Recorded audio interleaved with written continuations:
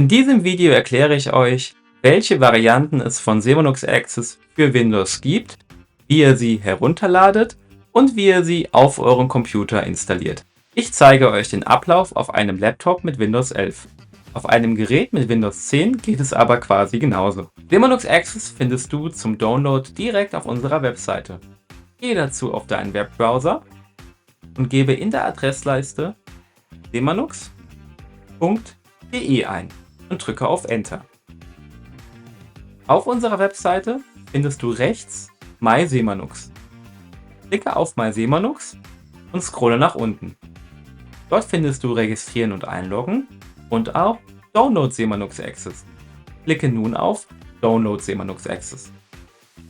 Semonux Access für Windows gibt es in zwei Varianten. Es gibt die Variante mit administrativen Rechten und die Variante ohne administrative Rechte. Wenn du deinen eigenen Computer zu Hause verwendest, hast du wahrscheinlich administrative Rechte auf deinem Computer und kannst auch die Variante mit administrativen Rechten verwenden. Benutzt du hingegen einen Computer in einer Einrichtung, kann es sein, dass du die Variante ohne administrative Rechte verwenden solltest.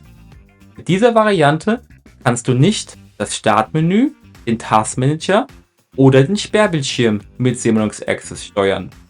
Auf meinem Computer habe ich administrative Rechte und wähle deswegen die linke Variante von Semonux Access aus.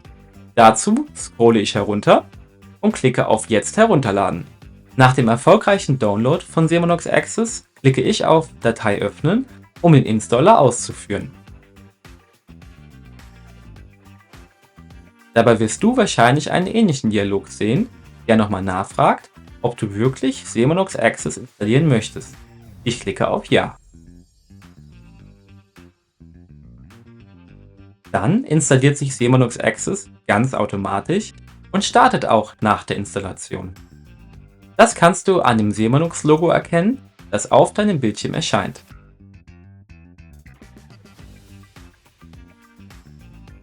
Nach dem Start von Semonux Access wirst du vom Einrichtungsbildschirm begrüßt. Du kannst Semonux Access auch manuell starten, entweder über die Verknüpfung auf deinem Schreibtisch oder auch über das Startmenü. Im nächsten Video werde ich dir die Einrichtung von Semonux Access erklären.